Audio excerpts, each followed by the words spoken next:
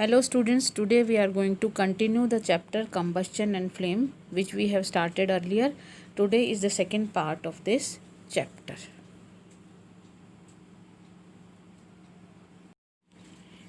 In the previous video we have learnt about that what is combustion, what are combustible substances, what are non-combustible substances, and now we are going to read about that what are the conditions or what are the circumstances under which a thing burns. In the above diagram you are seeing that oxygen should be there, combustible substance is necessary, and it should have attained the ignition temperature. Now these all three conditions are there, then the combustion will take place. Now we will discuss these three things in detail. So first of all we will read about combustible substances or the presence of a combustible substance. The presence of combustible substances like paper, cloth, wood, LPG, petrol are necessary for combustion to take place.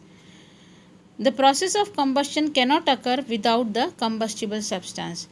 You should think that if a combustible substance which can burn, it is not present, that how combustion will take place. So combustible substance is necessary to be present if we want to see that a substance is burning or combustion is taking place. Now the second one is supporter of combustion. Now combustion is a chemical reaction between a combustible substance and oxygen to produce heat. So oxygen is necessary. If oxygen is not there, then combustion will not take place. For all those substances that burn in air, oxygen is the supporter of combustion. A combustible substance does not burn in the absence of oxygen. The process of combustion continues till the continuous supply of oxygen is available. It stops when the supply of oxygen is discontinued or cut off. We can do an activity. It is very simple. You have to take a candle, a matchstick, a glass container and a plate. Now light the candle on the plate and cover the burning candle with the glass. You will observe that the candle stops burning after some time. Why the candle stops burning after some time? Because the candle only burns as long as oxygen is present in the inverted glass. The supply of fresh air to the burning candle is cut off by the inverted glass. When all the oxygen of the air used up in the burning, the candle stops burning and the fire is extinguished. So we can say that oxygen is necessary for combustion to take place. The third and final condition which is necessary for combustion is attainment of ignition temperature. Now wood and coal are fuels, but they do not start burning on their own. They burn when they are heated with the flame of a candle or a burner to a certain minimum temperature. Now if we want to define the ignition temperature, then we can say that the lowest temperature to which a substance must be heated to catch fire and start burning, it is called its ignition temperature. Different substances have different ignition temperatures. Some substances have a very low ignition temperature. For example, the ignition temperature of white phosphorus is very low. Hence it catches fire on slight heating. But when we talk about the matchstick, the kerosene, petrol, wood or coal, they do not catch fire on their own. It is because their ignition temperature is more than the atmospheric temperature.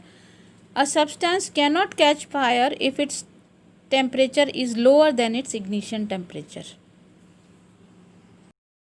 You can understand it with the help of an example. For example, if you must have seen at your home that when you want to ignite agarbatti or an incense stick, so it catches fire easily. But when you take a piece of wood and if you want to burn it, then it will take more time to catch fire. So this is due to that the ignition temperature of wood is more, so it takes more time to catch fire. we have already read about that what is combustion, what are the combustible substances, and what are the non-combustible substances. Now we will read about types of combustion. So when we talk about that what are the types of combustion, depending upon the conditions under which combustion takes place, these are the conditions by which we can say that three types of combustion is there.